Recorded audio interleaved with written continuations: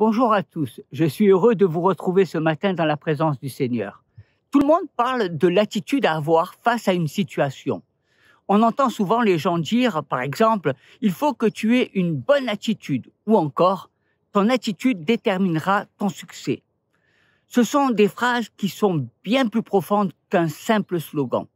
Elles révèlent d'une manière inconsciente l'importance de notre état d'esprit. La plupart des gens qui ont une mauvaise attitude ne le réalisent pas. Ils utilisent des mots durs, sont arrogants, voire cyniques quand ils communiquent avec les autres. C'est leur manière de s'exprimer pour exercer leur autorité. Et cela commence dès notre jeune âge. Les enfants apprennent à utiliser les mauvaises attitudes comme moyen dès leur plus jeune âge. À 2 ans, ils se dressent et commencent à crier pour attirer l'attention de leur maman, afin de les empêcher de faire leur activité, et ils y réussissent. Certains enfants commencent donc à penser qu'ils peuvent obtenir ce qu'ils veulent en se mettant en colère. Certains peuvent donc penser que leur colère peut être utilisée comme instrument de pression pour obtenir ce qu'ils veulent. Attention, une attitude qui a fait ses preuves devient une attitude adoptée. C'est la raison pour laquelle nous développons des attitudes bonnes ou mauvaises acquises dès notre enfance. Voici quelques points importants que vous devez savoir sur l'attitude.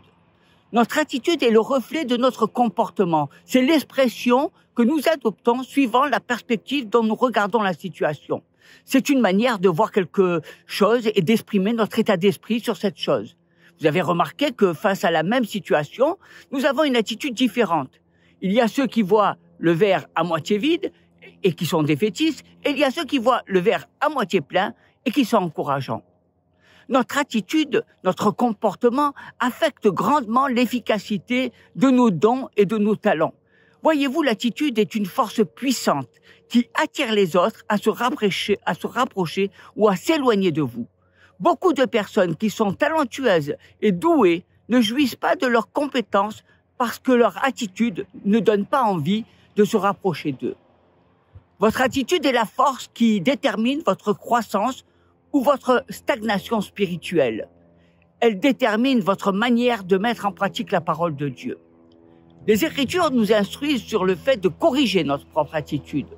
Le livre des Éphésiens, en chapitre 4, versets 31 et 32, nous dit, et c'est l'apôtre Paul qui écrivait à l'église d'Éphèse et qui dit que toute amertume, toute animosité, toute colère, toute clameur, toute calomnie et toute espèce de méchanceté disparaissent du milieu de vous. Soyez bons les uns envers les autres, compatissants, vous pardonnant réciproquement comme Dieu vous a pardonné en Christ. Allons au livre des Hébreux, au chapitre 12, verset 15. Veillez à ce que personne ne se prive de la grâce de Dieu, à ce qu'aucune racine d'amertume poussant des rejetons ne produise du trouble et que plusieurs n'en soient infectés. Avez-vous été blessé dans votre relation?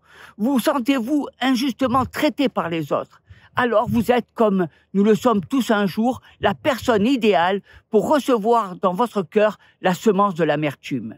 Elle produit peu à peu de manière insidieuse des rejetons et nous conduit à avoir une attitude destructrice qui nuit à notre relation personnelle et spirituelle.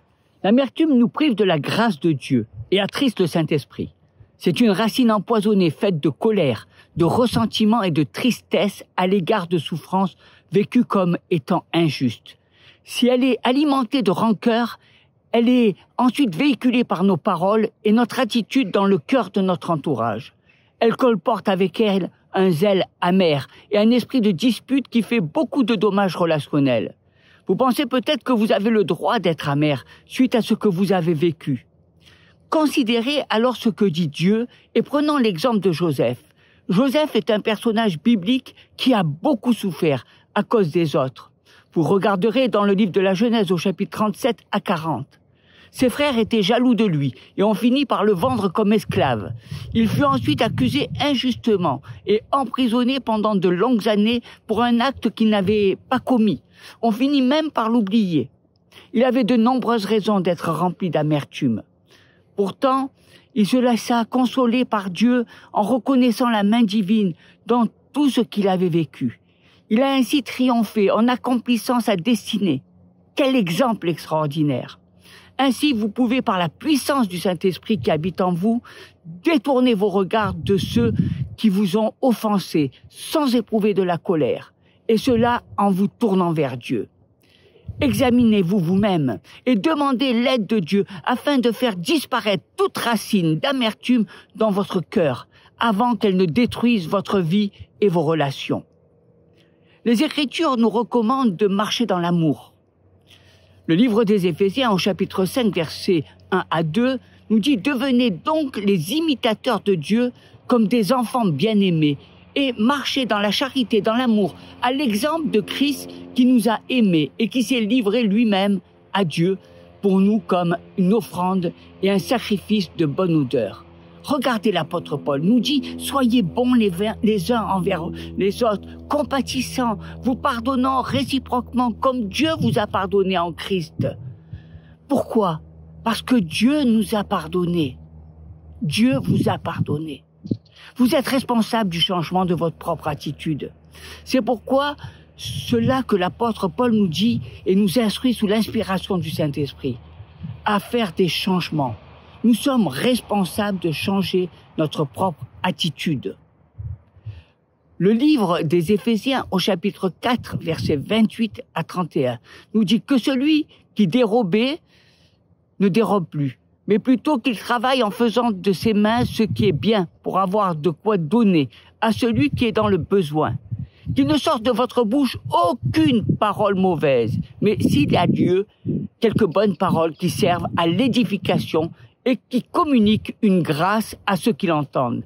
N'attristez pas le Saint-Esprit de Dieu par lequel vous avez été scellés pour le jour de la rédemption. Notre attitude est l'outil moteur que Dieu utilise pour changer les circonstances autour de nous. Cela réduit les effets négatifs. Cela nous permet de plaire au Saint-Esprit et de garder la présence de Dieu pour vaincre notre ennemi. Souvent, quand je rencontre des personnes qui ont des difficultés dans leur couple, je remarque qu'ils n'ont pas la bonne attitude. Ils sont sous l'emprise de la colère et étouffent l'amour qu'ils ont l'un vers l'autre. Je leur dis, revenez à votre premier amour, changez d'attitude. Votre attitude peut être une arme efficace pour la victoire. Une attitude remplie d'actions de grâce et de prière attirera les anges et démobilisera les démons qui ont été assignés pour faire avorter vos rêves et vos objectifs. En changeant votre attitude, vous changerez le monde autour de vous. C'est la raison pour laquelle l'apôtre Paul nous a dit qu'il a appris à se contenter de ce qu'il a et à être heureux, quelles que soient les circonstances. Son attitude de rester dans la joie fait toute la différence. La mauvaise attitude se manifeste bien souvent par votre posture et même parfois par votre façon de marcher. Est-ce que vous avez déjà remarqué les gens dans les centres commerciaux ? Je suis sûr que oui. Vous pouvez sentir instantanément si les gens sont joyeux, vivants, bien dans leur peau, ou s'ils sont démoralisés, découragés, déçus de la vie. Leur posture corporelle trahit leur attitude. Leur état d'esprit est le résultat de ce à quoi ils ont décidé de penser, de méditer. Ce que vous élevez dans votre esprit contrôle votre attitude. Si vous méditez en permanence sur vos propres erreurs, vous serez découragé et critique envers vous-même. Et cela peut vous conduire aussi à critiquer les autres. Quand un mari ne fait que regarder de près les erreurs de son épouse, son attitude sera désastreuse. Votre attitude attire ou répulse les bonnes personnes dans votre vie. Regardez Ruth. C'était une servante. Son humilité a attiré l'attention de Boz. Il a donné des instructions à ses serviteurs pour lui faciliter la vie. Vous voyez, quand vous observez des personnes reconnaissantes et bienveillantes, vous aimez rester en leur présence. Selon votre attitude, on vient vers vous ou on s'éloigne de vous. Notre mauvaise attitude agit comme un aimant. Cela attire les autres personnes qui sont dans la rébellion et la colère. Regardez les bandes de jeunes délinquants dans la rue. On voit que chacun est en colère contre une même chose, l'autorité. La mauvaise attitude attire les mauvaises personnes dans votre vie. Cela peut avoir comme conséquence la rébellion. Notre attitude a un impact sur la réalisation des miracles dans notre vie. Quand Jésus était à la croix. Un voleur est allé en enfer tandis que l'autre est allé au paradis. La différence, c'était la différence d'attitude. Une autre histoire, la femme à la perte de sang, depuis 12 ans, disait dans son cœur, dans le livre de Matthieu au chapitre 9, verset 21, « Si je puis seulement toucher son vêtement, je serai guéri. » Son attitude d'espérance a amené la guérison de Jésus dans son corps. Et elle a été guérie. L'attitude de persévérance peut renverser les circonstances dans notre vie. Cela s'est produit pour cet homme aveugle, Bartimée. Il a entendu dire que Jésus n'était pas loin. Il a crié pour qu'il ait pitié de lui. Les gens autour de lui essayaient de le faire taire, mais il a refusé. Et son extrême détermination à croire ce que Jésus pouvait faire dans sa vie a créé le miracle. Notre attitude affecte toutes les relations dans notre vie. Cela détermine si nos relations vont grandir ou décroître, voire mourir, comme une fleur dans le désert. Votre attitude détermine si votre direction veut continuer à travailler avec vous ou pas. Vos collègues de travail, vos responsables, vous pouvez participer à ce que ces objectifs réussissent et qui les atteignent sans vous à travers de votre attitude. Votre attitude détermine si votre femme ou votre mari est anxieux en rentrant à la maison quand il revient trop tard du travail. Quelle image donnez-vous dans l'esprit de votre entourage?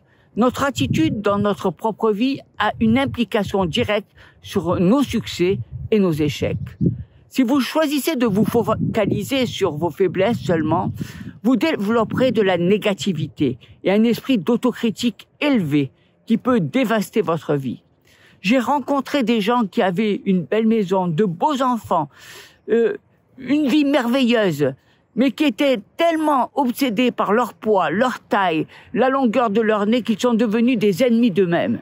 Une attitude peut créer un aimant qui attire les autres à s'approcher de vous ou à les éloigner. Notre attitude contrôle le débit de la faveur de Dieu sur notre vie. Elle peut croître ou diminuer. Notre attitude devant Dieu détermine l'expérience que nous avons avec lui. L'apôtre Paul était un homme heureux. Pourquoi? Pour quelle raison? Il remerciait Dieu en permanence pour chaque bénédiction dans sa vie. Et le livre des Philippiens, au chapitre 1er, verset 3, nous dit « Je rends grâce à mon Dieu de tout le souvenir que je garde de vous. » Les personnes reconnaissantes restent enthousiastes. Leur joie est contagieuse et elles évitent les conflits. Se rappeler de la bonté de Dieu vous maintient dans une bonne attitude. Le livre des Éphésiens, au chapitre 4, verset 32, regardez ce que dit Paul. « Soyez bons les uns envers les autres, compatissants, vous pardonnant réciproquement, comme Dieu vous a pardonné en Christ. » Quand vous vous rappelez combien Dieu a été bon dans votre vie, cela va influencer directement votre humeur et votre conduite.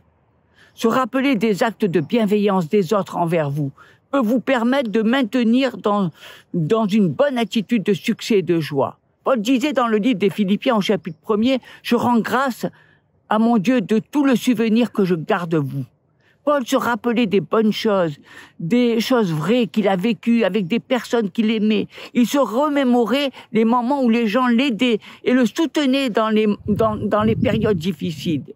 Les gens ont besoin de savoir que ce qu'ils sont et ce qu'ils font a de la valeur à vos yeux. Notre besoin d'être apprécié est lié à notre besoin d'attention et d'amour, et nous grandissons lorsque nous recevons cela. Apprécier quelqu'un, c'est lui donner un encouragement à continuer à rester comme il est et aller plus loin. À l'inverse, le manque d'appréciation ou l'ingratitude vous conduit à ressentir que vos efforts sont ignorés, que votre contribution ne sert à rien. Pire même, vous pouvez parfois croire que c'est votre personnalité, votre identité qui n'a aucune valeur.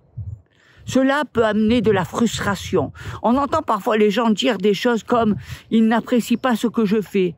Elle est si ingrate, elle n'est jamais contente de ce que je fais ou même de ce que font les gens.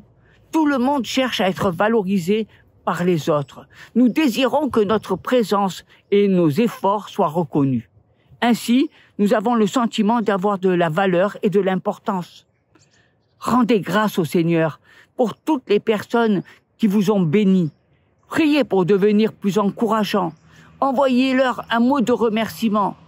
Reconnaissez les bonnes actions. Soyez reconnaissants envers Dieu, tout en sachant que toute bonne chose vient de lui. Reconnaître la source de toute chose que vous avez reçue produira encore plus de bénédictions dans votre vie. Le psaume 84, verset 11 nous dit « Car l'Éternel Dieu est un soleil et un bouclier. L'Éternel donne la grâce et la gloire. Il ne refuse aucun bien à ceux qui marchent dans l'intégrité. » Arrêtez-vous un petit instant et regardez ce que vous avez. La première étape pour corriger toute mauvaise attitude est de corriger ce sur quoi vous vous focalisez. Si vous regardez au-dedans de vous, vous serez déprimé. Si vous regardez autour de vous, vous deviendrez critique. Et si vous regardez en arrière, vous développerez un cœur rempli de regrets. Mais si vous élevez votre regard vers Dieu, vous serez joyeux et enthousiaste. Vous ne pourrez pas vraiment corriger votre attitude jusqu'à ce que vous corrigiez ce sur quoi vous avez choisi de vous focaliser. Vous devez voir les bonnes choses pour que ces bonnes choses grandissent et se réalisent. Ce sur quoi vous portez le plus votre attention sera votre force. Les pensées et les discussions impactent votre état d'esprit. Si vous regardez les faiblesses des autres, eh bien, ce sera votre sujet de conversation principal. Si vous regardez aux qualités de ceux qui touchent, eh bien, de près les gens que vous aimez, ça va les fortifier. Ça fortifiera votre façon d'exprimer votre amour envers eux. Votre attitude s'améliorera constamment quand vous investissez du temps dans le lieu secret, ce lieu où vous priez. Votre attitude s'ajustera car le lieu secret est un incubateur du changement. Vous devez poursuivre la présence de celui qui vous a donné tout ce que vous avez.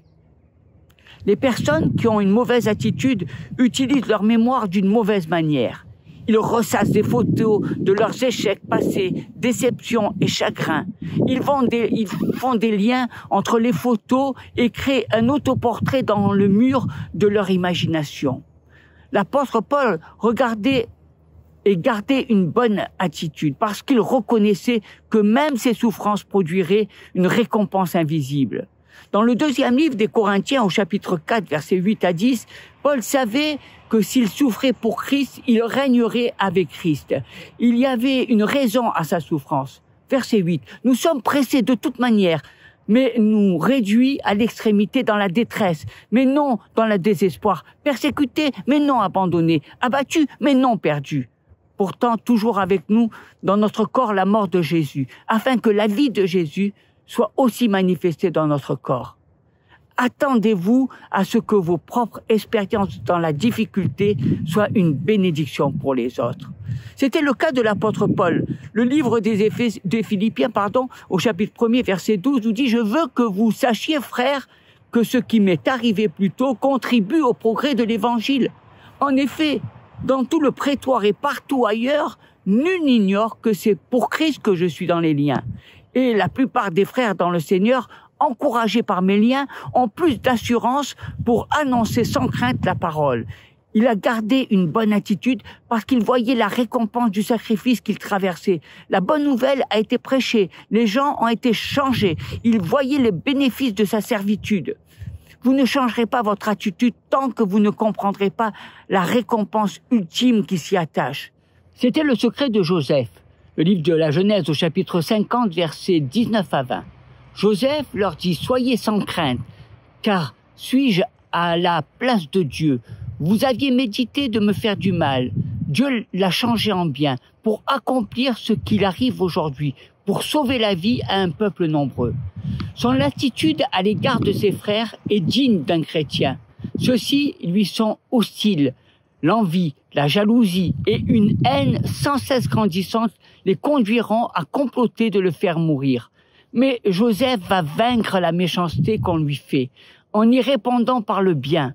Le livre des Romains, chapitre 12, verset 21, « Ne te laisse pas vaincre par le mal, mais surmonte le mal par le bien. » Pour être plus exact, Joseph permet à Dieu de transformer le mal en bien. sans tirer profit de circonstances favorables à la vengeance, il révèle la noblesse de son cœur. Il bénit ses frères en les arrachant à la famine. Notre attitude face aux méchants, notre réponse au mal, dans le livre de 1 Pierre chapitre 3 verset 9, ne rendez pas le mal pour le mal ou injure pour injure, bénissez au contraire, car c'est à cela que vous avez été appelés afin d'hériter la bénédiction. Notre devoir, c'est non seulement de pardonner, mais encore de manifester l'amour. Le commandement du Seigneur nous y appelle. L'évangile de Matthieu chapitre 5 verset 44. Aimez vos ennemis, bénissez ceux qui vous maudissent, faites du bien à ceux qui vous haïssent et priez pour ceux qui vous maltraitent et qui vous persécutent, afin que vous soyez fils de votre Père qui est dans les cieux. En conclusion, ayons l'attitude de Joseph. Nous sommes ainsi sûrs de ne pas nous tromper. Nous bénissons notre prochain. Dieu peut alors nous bénir à son tour. Votre expression révèle souvent votre attitude par rapport aux autres. Le livre des Ecclésiastes, chapitre 8, verset 1, « Qui est comme le sage et qui connaît l'explication des choses? La sagesse d'un homme fait briller son visage et la sévérité de sa face est changée. Vous ne pouvez pas changer votre attitude jusqu'à que vous changez ce que vous savez. C'est la raison pour laquelle la sagesse de Dieu est tellement importante. Regardez les champions. Mangez la parole de Dieu jusqu'à ce que vous commencez à dire ce que Dieu dit. Votre attitude est votre plus grand atout ou votre plus grand ennemi. C'est ce qui vous maintient dans la progression et la multiplication ou d'être dans la régression ou la stagnation qui vous éloigne de votre bénédiction. Avoir une bonne attitude a un impact spirituel positif sur les autres. Le livre des Philippiens, chapitre 2, verset 28. C'est pour cela que Paul a dit « Je l'ai donc envoyé avec d'autant plus d'empressement, afin que vous vous réjouissiez de le revoir et que je sois moi-même moins triste. » Vous pouvez être un canal de transmission de la présence du Saint-Esprit en transmettant votre joie aux autres à travers votre attitude. Reconnaissez que certaines personnes peuvent avoir une mauvaise influence sur votre vie. J'ai remarqué un jour qu'en présence de certaines personnes, je commençais à ressasser des mauvais moments et que j'avais vécu dans le passé. Et parfois, il me fallait des semaines, voire des mois pour m'en débarrasser. J'ai remarqué que leurs conversations tournaient toujours autour d'injustices passées que d'autres leur avaient fait subir. Cela devient une mini-conférence sur les personnes qui ont fait du mal dans votre vie. Leur appétit et soif d'offense ont certainement alimenté ces pensées, ce mal-être dans ma vie. Vos enfants sont souvent le miroir de vos propres attitudes. C'est la raison pour laquelle la parole de Dieu enseigne aux pères de ne pas les énerver injustement. Qu'est-ce que cela signifie? Ma mère m'avait grondé une fois parce que j'avais remis à sa place un enfant très durement. J'ai commencé à réaliser qu'à travers mon comportement, je plantais de mauvaises herbes dans cet enfant à cause de mon attitude. Vous savez, les mamans peuvent corriger les mauvaises attitudes de leurs enfants tout en les honorant, en les respectant. Par exemple, quand vous expliquez à vos enfants les qualités de votre mari, leur attitude envers lui est positive. Mais si vous leur parlez de ses défauts, leur attitude va changer et vos enfants risquent de lui manquer de respect. Quand vous choisissez de voir les qualités des autres, leur réponse sera de voir aussi leurs qualités. Vous êtes souvent un miroir qui affecte la façon dont les autres réagissent envers vous. Les mauvaises attitudes peuvent vous conduire au meurtre. Beaucoup de personnes sont en prison parce qu'à un moment donné, elles ont eu un coup de sang et se sont mis en colère. Ils ont tué une personne et doivent passer le restant de leur jour en prison à cause d'un moment qu'ils n'ont pas contrôlé. Quand votre attention se porte sur les mauvaises choses, cela crée une mauvaise attitude. Vous devez reconnaître dans votre entourage les personnes qui sont négatives. Vous devez vous protéger des mots qu'elles disent. Les mots qu'elles prononcent créent en vous des mauvais sentiments. Le livre des Proverbes, au chapitre 18, verset 21, nous dit « La mort et la vie sont au pouvoir de la langue. Vous aurez à vous rassasier des fruits que votre langue aura produits. » Et l'épître de Jacques, au chapitre 3, verset 2, disait « Nous branchons tous de plusieurs manières. Si quelqu'un ne branche point en parole, c'est un homme parfait, capable de tenir tout son corps en bride. Éloignez-vous des personnes malheureuses qui persistent à avoir un lien dans votre vie. Elles vont vous créer des objectifs irréalistes et vous amener à vous rabaisser. Arrêtez de vous fixer des objectifs non réalisables qui créent en vous un mauvais ressentiment. Quand vous vous donnez des objectifs qui sont trop ambitieux, voire irréalistes, vous développez de l'amertume et de la colère. Vous trouverez toujours des choses à vous reprocher. Il faut que vous définissiez des objectifs plus réalistes et plus simples à atteindre. C'est souvent dans les petites choses qu'on voit les grandes choses. Les mauvaises attitudes sont souvent créées par un sentiment d'échec.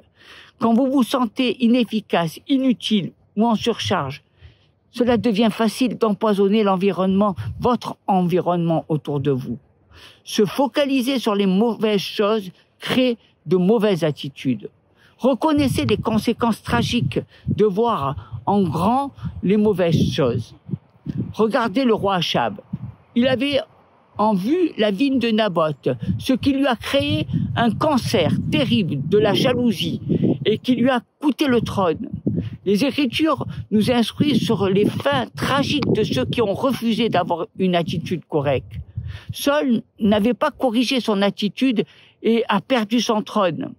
L'attitude d'envie d'Achab a inspiré sa femme Jézabel à tuer Naboth. Cela a produit des années de douleur et de peine. Nabuchodonosor a développé de l'orgueil. Dieu l'a puni en le faisant vivre comme une bête sauvage.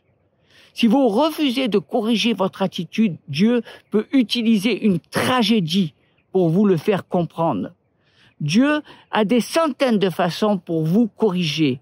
Nabuchodonosor, Aman l'ont découvert en s'humiliant. Dieu peut utiliser les tragédies si vous refusez de vous tourner vers lui. Le livre des Romains, chapitre 11, verset 22, considère donc la bonté et la sévérité de Dieu. Sévérité envers ceux qui sont tombés et bonté de Dieu envers toi, si tu demeures ferme dans cette bonté. Autrement, tu seras aussi retranché. Les mauvaises attitudes créent la perte de l'amitié, la perte d'opportunités d'emploi et surtout la perte de votre enthousiasme. Les grands pionniers ont appris à utiliser leur mémoire pour sculpter une attitude victorieuse. David savait utiliser sa mémoire. Quand il a fait face à Goliath, il est écrit « David dit à Saul, ton serviteur faisait paître les brebis de son père. Et quand un lion ou un ours venait en enlever une du troupeau, je courais auprès de lui. Je le frappais, j'arrachais la brebis de sa gueule. S'il se dressait contre moi, je le saisissais par la gorge, je le frappais et je le tuais. C'est ainsi que ton serviteur a terrassé le lion et l'ours, et il en sera de même du Philistin, de cet incirconcis, comme de l'un d'eux, car il a insulté l'armée du Dieu vivant. » David dit encore, « L'Éternel qui m'a délivré de la griffe du lion et de la patte de l'ours me délivrera aussi de la main de ce Philistin. » Et Saul dit à David, « Va et que l'Éternel soit avec toi. » Il se remettait en boucle les victoires des batailles précédentes. Que notre attitude soit identique à celle de Jésus-Christ. Le livre des Philippiens, chapitre 2, verset 5. Que votre attitude soit identique à celle de Jésus-Christ. Confrontés aux pires situations, nous réagissons différemment les uns des autres. Certains serrent les dents, d'autres s'effondrent en gémissant, d'autres encore restent calmes et placent leur confiance en Dieu. Tout est affaire d'attitude. Votre comportement dépend des attitudes que vous avez adoptées et que vous entretenez chaque jour. Et ces attitudes sont le fruit d'un choix répété. Vous ne changerez pas vos attitudes en quelques jours ou quelques semaines, mais vous pouvez décider aujourd'hui de faire des choix positifs face à une situation les plus négatives qui puissent exister dans votre vie. La parole de Dieu nous offre bien des exemples d'hommes et de femmes qui ont appris à adopter de bonnes attitudes, quelles que soient les circonstances.